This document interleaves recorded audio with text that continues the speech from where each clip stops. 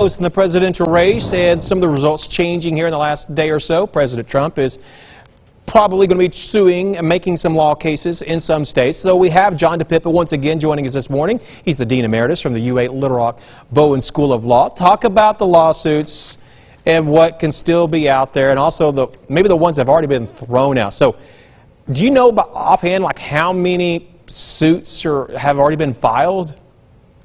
Well, it's hard to keep up. I mean, there were at least a half dozen of them in various states. I mean, sometimes, like in Pennsylvania, there were two just the other day, and there's an ongoing lawsuit. So Pennsylvania's got 3 going on.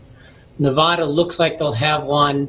There may be some others in Michigan and Wisconsin. So, you know, it's somewhere in the range of 6 to 10 right now. So what will the president and his lawyers be claiming in these lawsuits? Well, they really run the gamut. And so what you heard the president say last night was that there was widespread voter fraud. Well, there's absolutely no evidence of it, and none of the challenges so far actually say that. In Pennsylvania, the only challenges they won were challenges where some of their poll watchers couldn't get close to the actual counters. But they were still in the room. It was just a matter of whether they were 10 feet away or 6 feet away. So a judge said they can be up to 6 feet away.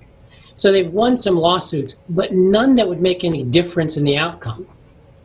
So what would happen? Okay, so the judge says they can be 6 feet. So those votes that were cast when they were 10 feet away, what happens to those? Do those go ahead and count? Do they have to recount them, or where do we go? Well, see, usually when you ask a court to give you something, what they give you is what you ask for. So if you ask to be within 6 feet or closer than 6 feet, that's what you get.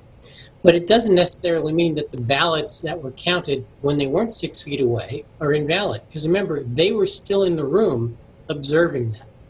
And so it's not likely that a court is going to say, throw out those ballots.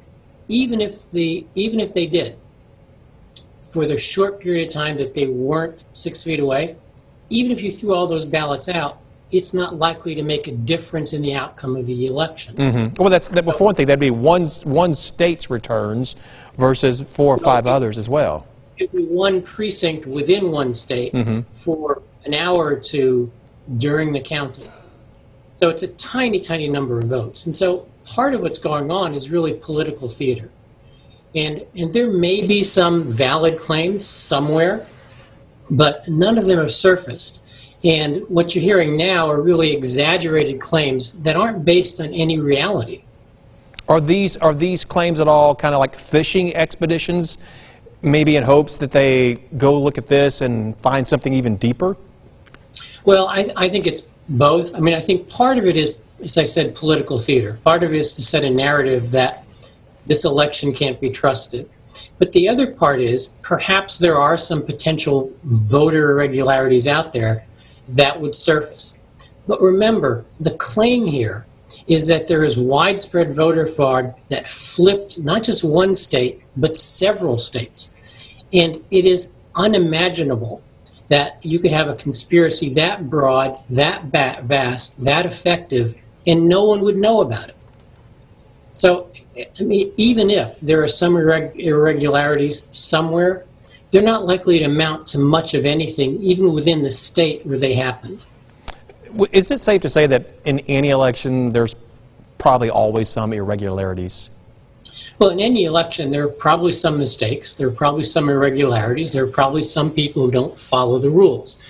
And that's true all the time. And it's also true in every election, especially a presidential election. States take several days to get their vote counts accurate.